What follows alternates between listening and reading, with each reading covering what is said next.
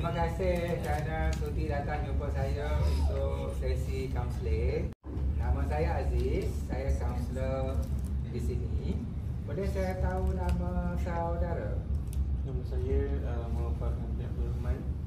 Boleh panggil saya Farhan. Okey, Farhan Okey, Farhan. Peranan saya adalah untuk mendengar apa saja Farhan nak ceritakan.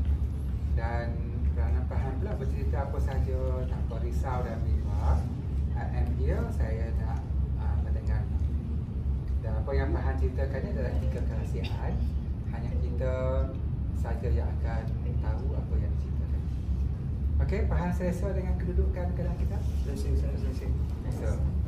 Okey, Farhan, kita akan ambil masa dalam 45 minit sampai sejam. Okey, apa yang Farhan nak ceritakan? Saya nak menceritakan yang saya pernah ditinggalkan oleh seorang kekasih. Faham? Yang saya sangat cinta, lebih daripada 20 tahun. Dan macam-macam dah. Dia berjanji dengan saya nak kahwin dengan saya semua. Lalu dia tinggalkan saya. Maksudnya Farhan kenal dia sejak kecil lah ya? Ya, saya kenal daripada darjah 1 lagi.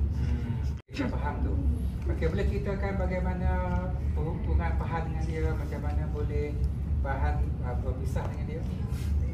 Pada awalnya memang orang kata manis lah, sweet, seronok, happy gembira semua kan. Tapi sebabkan satu sifat yang saya sendiri pun tak boleh nak adapt benda tu, dan benda tu lah yang merosakkan hubungan kami. Apa benda yang tak boleh adapt tu? Saya orang yang tak suka difitnah ataupun dituduh lah. Maksudnya kalau benda tu betul-betul berlaku, bagi tahu depan-depan. Saya tak suka macam dituduh, difitnah macam tu. Jadi apabila dia tinggalkan Farhan, apa kesannya pada Farhan? Kesan kepada saya kemurungan lah. Saya tak boleh keluar rumah. Saya memang duduk rumah je 4 bulan, 6 bulan. Memang duduk rumah je. And then waktu tu memang sakit gila. Sebab tak tahu nak berjumpa dengan siapa. Dan tu pun tak tahu juga ada kaunselor, ada kaunseling. So hari ni dapat berjumpa dengan Prof. Saya seronok lah dapat kata meluah. Okey, boleh cerita lagi, luahkan semua apa yang Farhan rasa, keadaan, fikiran Farhan tentang apa kekasih Farhan tu. Rasa dia sakit sebab waktu 2014 Okey, tak apa, teruskan. saya berjanji dengan dia, kita mesti kena kahwin. Mesti kena kahwin sebab dah kenal mak ayah, dah kenal Aisyah dia kan. So hubungan tu tak nak berhenti macam tu je. Kalau boleh nak sampai ada cucu, ada anak, itulah. And then Saya faham itu perkara biasa bagi orang bercinta. Ini dia akan fikir. and then bila dah berjanji macam-macam kan, dia tinggalkan saya tu rasa macam sangat sakit lah. Ibarat dia membuang plastik sampah. So Farhan sangat kecewa dan sangat sakit. Okey, masa Farhan sakit tu, kecewa tu, apa yang Farhan selalu fikirkan? Yang selalu saya fikirkan, saya nak dia lagi. Dalam masa 6 bulan tu memang saya hanya fikir saya nak dia lagi. Dan Farhan mesti nak dia, Farhan saya merayu dekat dia. Saya merayu dekat dia. Saya cakap kali ni je. Ya. Kali ni je. So Farhan nakkan dia, Farhan merayu pada dia, dan Farhan fikir Farhan mesti berkahwin dengan dia. Tapi Farhan tak dapat kan? Dia terus tinggalkan Farhan. Okey, masa tu apa perasaan Farhan? Perasaan dia sedih lah. Sedih lagi? Sedih sebab orang yang kita cinta kan. Satu, sedih. Kedua, kecewa. Kecewa tu bukan kecewa dengan dia, tapi kecewa dengan diri sendiri lah. Sebab terlampau mengajar orang yang tak cinta kat kita kan. Sangat menyakitkan kan? Okey, masa tu keadaan Farhan, fisiologi macam mana? Waktu tu saya punya air mata tak berhenti.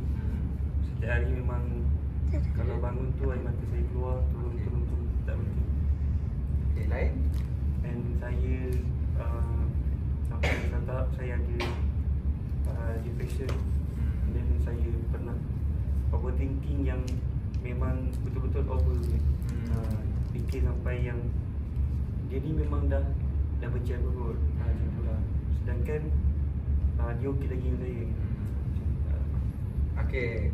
So daripada cerita Fahan ya, saya dapat faham bahawa Fahan mengalami masalah putus cinta dan kesan dia sangat teruk kepada pemikiran, perasaan dan psikologi keadaan diri Fahan.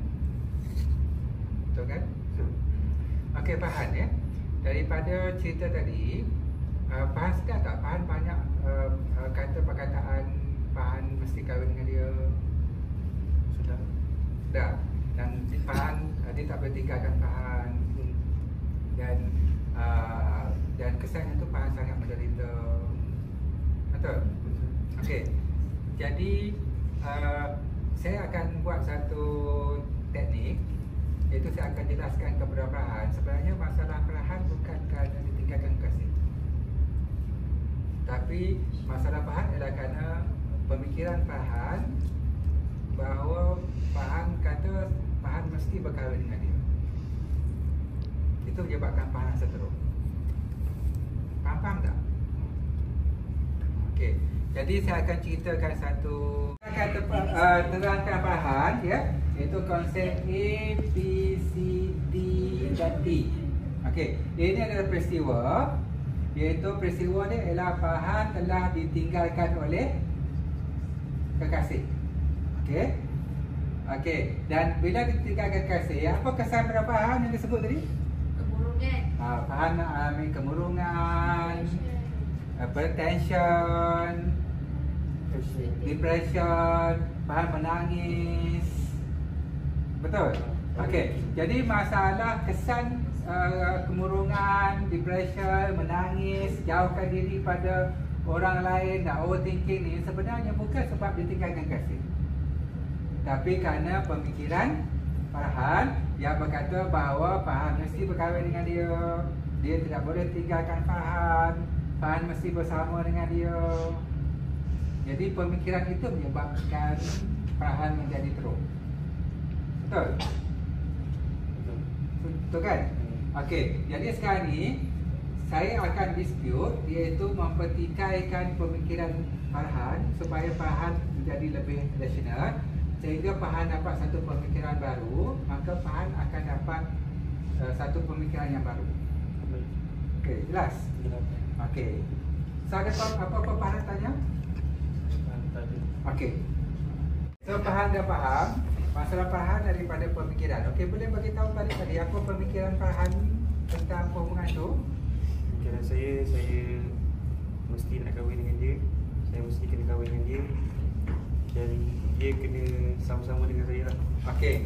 Jadi saya tanya Fahan, kenapa Fahan mesti kahwin dengan dia? Sebab dia memenuhi kriteria yang saya nak. Adakah dia memenuhi kriteria dan dia orang yang terbaik boleh Fahan jumpa itu? Sejujurnya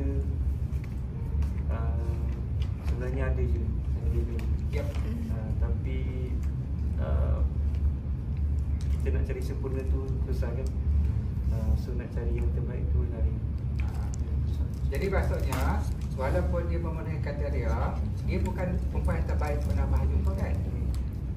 Okey, selepas boleh tak Fahan jumpa orang yang lain seperti dia selepas ni? Tak jumpa dah. Mungkin orang tu lebih baik daripada dia. Jadi maksudnya Fahan akan jumpa orang lebih baik daripada dia. Okey, Fahan rasa okey dengan pemikiran baru tu? Okey. Okey. Okey, lagi apa lagi yang Fahan rasa mengganggu Fahan? Dia perlu ada dengan saya setiap masa. Dan dia tu kadang-kadang dia tak boleh nak deliver. Like saya perlukan seseorang tu 24 hours. Itu saya kan, untuk ada dengan saya, tapi dia tak boleh nak deliver benda tu. So disebabkan itu juga bergaduh lah. Okey, Farhan berfikiran dia mesti sentiasa ada pada Farhan apabila Farhan perlukan dia, dan jika dia tak ada, tak tinggalkan Farhan, Farhan rasa sangat teruk. Okey, ada tak mana-mana agreement bertulis yang mengatakan bahawa dia mesti sentiasa ada dengan Farhan? Tak ada. Tak ada, maksudnya Farhan telah menuntut sesuatu yang di luar bidang Farhan dan bidang dia. Ada tak tertulis di IC atau surat beranak dia bahawa dia mesti berada sentiasa dengan Farhan? Tak ada. Pernah tak buat agreement bertulis, lawyer, perjanjian mengatakan dia mesti bersama dengan Farhan dan Farhan bersetuju bersama dengan dia sentiasa? Berjanji mulut je lah. Waktu berjanji mulut tu adakah benar-benar jujur ataupun tak memikirkan keadaan potensi lain? Tentu dia jujur lah, dan dia memang akan ada dengan saya 24 jam lah. Okey, waktu tu dengan rasional ataupun dengan beremosi? Tentu dengan rasional lah. Sebab waktu tu memang tengah cool, tengah happy. Apakah mempertimbangkan situasi, keadaan, krisis, faktor-faktor lain? Tak ada pertimbangan. Maksudnya tak rasional. Walaupun senang, walaupun relax, tapi sebenarnya tak rasional. Itu bukan keadaan sebenar kehidupan. Itu hanya dibuat perasaan. So, Farhan dapat sesuatu? Ganti. Okey. Lagi satu, Farhan kata Farhan mesti berkahwin dengan dia. Okey, cuba ulang ayat tu. Saya perlu berkahwin dengan dia. Okey. Saya kena kahwin dengan dia. Okey, ulang lagi sekali. Saya kena berkahwin dengan dia. Okey. Bila Farhan kata saya perlu ataupun kena berkahwin dengan dia, Farhan rasa stres ke tak? Stres sikit. Sebab kena bagi komitmen. Okey, cuba ulang lagi sekali. Saya kena berkahwin dengan dia. Okey, agak stres sebab ada komitmen kan? Okey, jadi pemikiran tu menyebabkan Farhan stres. Jadi Farhan kena tukar pernyataan itu kepada pernyataan yang lebih rileks dan rasional. Okay, contohnya, ikut kata saya, baik kalau dia berkahwin dengan saya. Baik kalau dia berkahwin dengan saya. Tapi kalau dia tak nak kahwin dengan saya. Tapi kalau dia tak nak kahwin dengan saya okey. Saya okey. Banyak lagi perkara lain yang boleh menyebabkan saya bahagia. Banyak lagi perkara lain yang boleh buat saya bahagia. Cuba ulang lagi sekali. Baik kalau saya dapat kahwin dengan dia. Baik kalau saya dapat kahwin dengan dia. Tapi kalau tak dapat kahwin dengan dia. Tapi kalau tak dapat kahwin dengan dia, saya okey.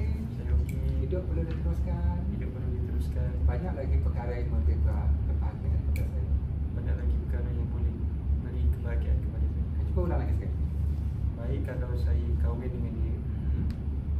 Tapi kalau dia tak jadi nak kahwin dengan saya pun, saya okey. Banyak lagi perkara yang boleh beri kebahagiaan kepada saya. Dan hidup awak tak musnah kan? Tak.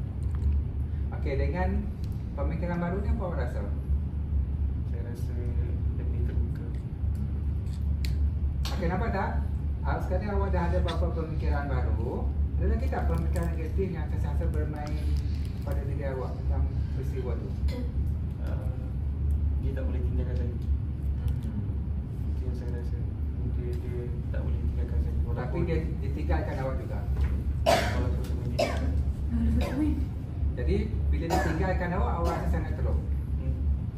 Teruk sangat sampai saya fikir dia overthinking macam-macam. Fikir dia buat tu dah, buat ni dah. Sedangkan dia tak buat apa-apa pun. Tapi saya disebabkan sayang tu yang lebih tu, yang membuatkan kita overthinking. Okey, itu pemikiran awak. Dia tidak boleh tinggalkan awak. Sama dengan bukan mesti tadi. Jadi bila ditinggalkan awak rasa teruk. Okey, cuba cakap ulang balik. Dia tidak boleh. Dia tidak boleh tinggalkan saya walaupun seminit. Sebab ia memberikan kesan yang buruk kepada saya. Okey, ulang lagi sekali. Dia tidak boleh meninggalkan saya walaupun seminit, kerana ia ingin memberi kesan yang buruk kepada saya. Okey, dengan pemikiran tu apa perasaan awak? Masih lagi nak dia. Masih lagi nak dia. Masih Okey. lagi nak dia. Okey, cuba buat satu ayat yang lebih tenang. Contohnya kita tadi, baik kalau dia tak sentiasa bersama dengan saya. Tetapi kalau dia tak bersama dengan saya, baik tak nak? Baik kalau dia selalu ada dengan saya. Tetapi kalau dia tidak bersama dengan saya okey. Masih banyak lagi perkara yang lain boleh berbagi dengan saya. Okey ya tu. Okey. Apa perasaan baru sekarang? Saya rasa saya boleh lepaskan dia seterusnya. Dan lagi satu, kalau awak kata dia masih bersama dengan awak, dia tidak boleh untuk menukar pemikiran dia untuk meninggalkan awak, maksudnya awak anggap dia satu robot. So, dia bukan robot kan? Jadi manusia mempunyai emosi, dan emosi kadang-kadang berubah, dan dia pun mempunyai impian, keinginan, cita-cita sendiri yang nak dicapai dalam kehidupan. Jadi awak ada keinginan awak sendiri, so begitu tidak dia. Jadi mungkin awak perlu respect dia, dia perlu respect awak. Kalau lebih harga. Okay, awak akan terus mengekalkan dia ataupun melepaskan dia? Saya akan melepaskan dia. Kenapa awak nak melepaskan dia sekarang? Supaya dulu carilah masing-masing. Bagus. Baru kembali balik. Saya nampak awak dah jumpa diri awak sendiri, dan awak dah mula kembali kepada identiti awak tanpa hilang identiti diri. So, awak kena terus berbahagia, kerana kebahagiaan itu bukan satu ketetapan, tapi kebahagiaan itu adalah pilihan. Awak yang cipta dan pilih cara awak bahagia. Okey? Ada apa-apa lagi awak nak tanya saya? Kalau macam apa Prof? Macam kita dah lalui semua benda tu kan, dan kita nak go back to positive lagi macam mana? And sebab pandangan orang kat kita tadi, pandangan orang fikir yang kita mesti same. Okey, apa pandangan orang pada awak?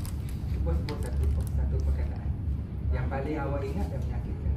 Mungkin disebabkan tindakan saya yang melepaskan dia tu, dia dah burukkan saya, and then orang akan pandang negatif dekat saya. So how saya nak jadi orang yang positif tanpa ambil ini apa yang Okey, apa pandangan yang paling menyakitkan? Buat satu sekali. Contohnya dia kata saya dia memburukkan saya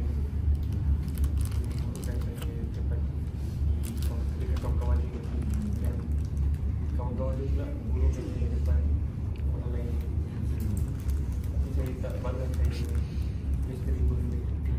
So macam mana saya nak positifkan diri supaya saya dapat menjaga suasana juga. okey, mungkin awak kena bertukar satu cara berfikir. Kalau dia burukkan awak, dia fitnah awak kepada orang lain, so what? Apa kesan pada awak? Apa kesan pada awak? Tak ada. So what? Okey. Okey, cuba fikir apa kesan yang paling awak rasa. Awak malu? Kesan yang paling saya rasa, saya tak malu. Saya cuma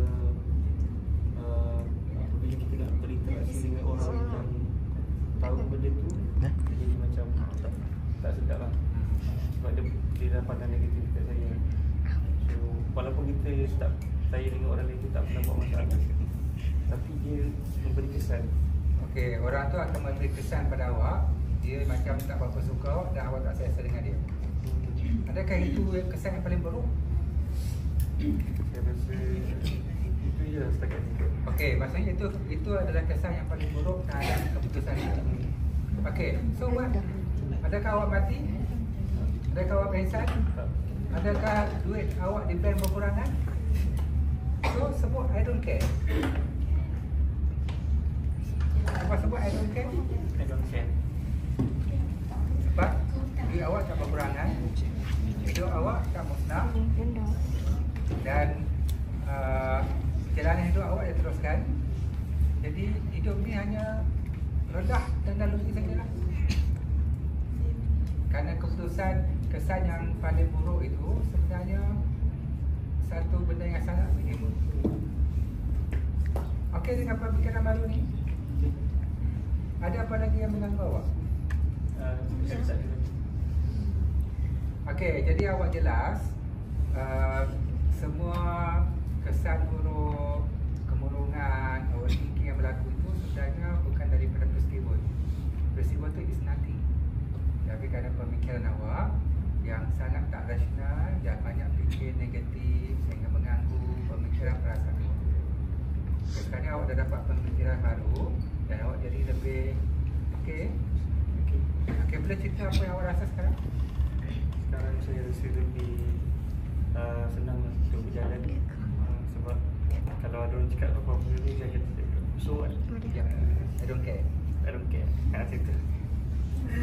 Dan bila kalau saya datang balik macam pemikiran nak ke kekasih lama saya tu, saya akan cakap tadilah yang perwakilan tu baiklah, saya kahwin dengan dia, tapi kalau tak kahwin dengan saya pun saya fikir banyak benda lain yang boleh bagi saya kebaikan. Okey, bagus. Jadi awak dah dapat satu emotion baru. Awak sangka kat sini ke dekat kat dada?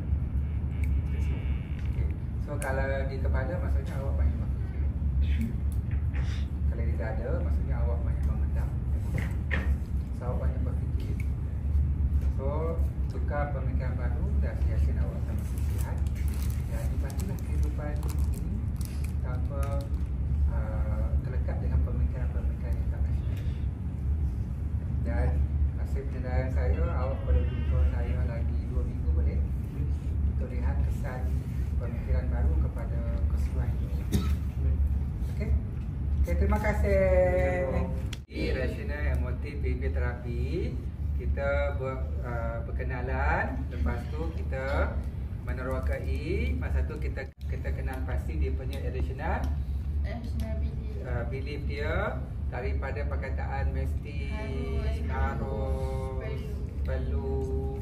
Dan bila kita kenal pasti, kita sedarkan klien bahawa semua masalah, emosi, keadaan hidup dia yang teruk itu sebenarnya bukan daripada peristiwa, tapi daripada pemikiran. Dan untuk jelaskan, biasanya kita akan buat satu rajah A, B, C, D, E. Bila dia sedar tu, tugas terapis adalah dispute. Kita akan tanya apa lagi pemikiran awak negatif. Kita akan dispute. Apa lagi pemikiran awak? Kita dispute sampai klien rasa lega. Sebab tu dalam RBT biasanya kaunselor gagal untuk dispute. Betul. Jaga hati. Dia jaga hati dan dia tak ada idea dan dia tak berani. Sebab tu RBT ni dia macam dispute macam kuat sikit. Awak kena betul-betul cakap sampai dia terasa sedar. Dengan logik dia sedar. Macam saya buat tadi. Faham? Boleh tak buat macam saya buat tadi? Boleh. Kan? Dan akhirnya klien akan dapat pemikiran baru yang positif dan kita tanya, ada lagi tak? Ada lagi tak? Sampai dia kata dah tak ada dah. Baru kita akan minta klien reflect perasaan baru dia perolehi dan klien sedar bahawa masalah dia sebenarnya bukan daripada peristiwa tapi daripada pemikiran. Dan bila dia ubah pemikiran, Dapat maka pemikiran baru. dapat pemikiran baru, masalah dia macam selesai. Betul. Betul kan? Betul. Okey, klien cerita sikit apa yang awak rasa tadi. Mula-mula waktu sebelum sesi tu saya rasa macam memang serabut di kepala, fikir macam-macam. Bila saya dah masuk sesi dengan Profesor Madia, Prof kita, dan saya dapat input daripada sesi ini, di mana kita kena hidup kena go on, jangan stick dengan satu pemikiran. Itu saya dapatlah, dan apa yang Prof Mansur saya fikir tu betul-betul membantu saya untuk positifkan diri saya supaya saya dapat berjalan hidup dengan biasa. Okay, dapat rasa seronok, lega dalam sesi. Alhamdulillah seronok, lega. Okey, So boleh tanya saya, boleh tanya klien. Tanya apa-apa. Apa-apa.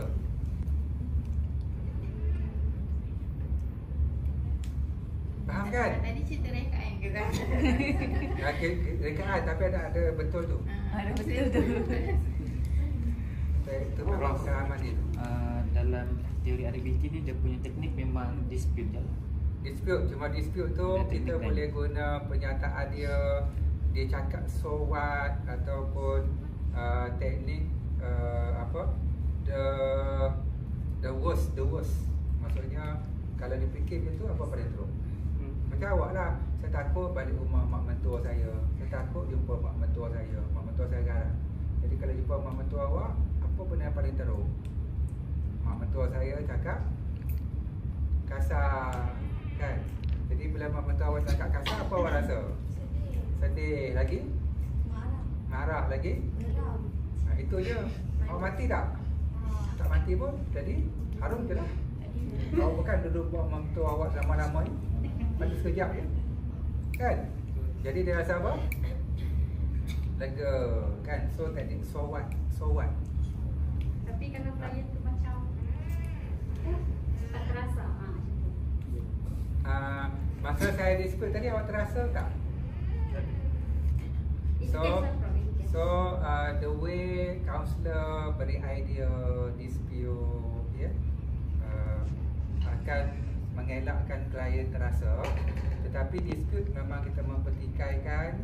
Sebab tu kalau Albert Ellis sendiri pun dia banyak buat satu teknik dia humor. Sebab nak mengelakkan klien terasa. Contohnya kalau klien marah dia kan, awak tak faham apa yang saya alami, saya seorang je faham. Jadi kita ya saya hanya patung saja, saya tak faham awak. Awak adalah seorang yang sangat cerdik. Dia pun gelak ha kan. Jadi klien pun fikir sebenarnya kaunselor cuba memahamkan.